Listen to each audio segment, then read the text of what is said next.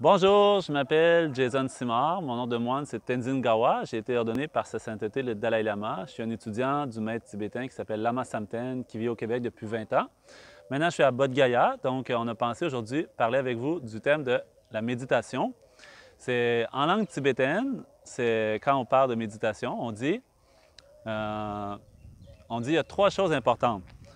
En tibétain, on dit Te Sam Gom. Te Sam Gom en langue tibétaine. Te, ça veut dire écouter. Sam, ça veut dire réfléchir. Gom, ça veut dire méditer.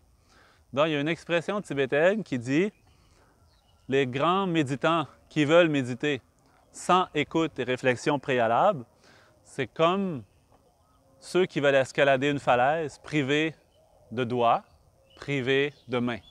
Donc, pour arriver à bien méditer dans l'enseignement bouddhiste, on dit qu'on doit absolument avant bien comprendre ce qu'on fait.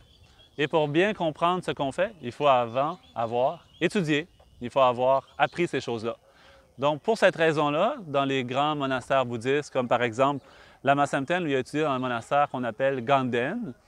Dans ce monastère-là, il passe en moyenne environ 20 ans pour étudier les enseignements du Bouddha, pour les réfléchir aussi, les débattre sous forme de questions-réponses. Donc, c'est vraiment ce qu'ils font. Et par la suite, donc, ils vont pouvoir essayer de méditer. Donc, souvent, en Occident, de nos jours, on entend parler des bienfaits de la méditation. Et de plus en plus de gens s'intéressent à la méditation pour ces raisons-là. Il y a même des études scientifiques comme ça qui vont prouver les bienfaits de la méditation. Et donc, de plus en plus de gens veulent méditer. Mais dans bien des cas, les gens veulent méditer, ils commencent à méditer sans avoir étudié, sans avoir compris, sans avoir réfléchi sur le sens de la méditation. Et ils se retrouvent des fois, après même plusieurs années, à abandonner la méditation ou à ne pas trouver les bienfaits de la méditation ou vraiment à se décourager en pensant que ça ne fonctionne pas pour eux. Mais dans l'enseignement bouddhiste, en fait, le plus important, c'est avant de commencer à méditer, de s'informer, de s'éduquer, d'apprendre, de lire, d'écouter qu'est-ce que c'est la méditation, quels sont les obstacles à la méditation aussi. Dans l'enseignement bouddhiste, on parle par exemple de 5 obstacles majeurs à la méditation. Entre autres, la paresse, entre autres, l'oubli, notre esprit qui est trop agité, notre esprit qui est trop relâché dans la léthargie, etc. Donc, en connaissant bien ces obstacles-là, en étant conscient de ce qui se passe dans notre esprit, avec la pleine conscience et la vigilance, on est capable ensuite aussi de reconnaître c'est quoi ces obstacles-là. Et parce qu'on a étudié justement, on va savoir quelle sorte d'antidote pour être capable de nous libérer de ces obstacles-là.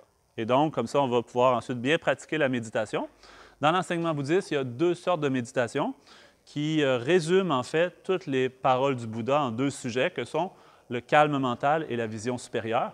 Donc, ce qu'on cherche à atteindre, premièrement, c'est un état de bien-être intérieur qui est une pacification de l'esprit qu'on appelle le calme mental.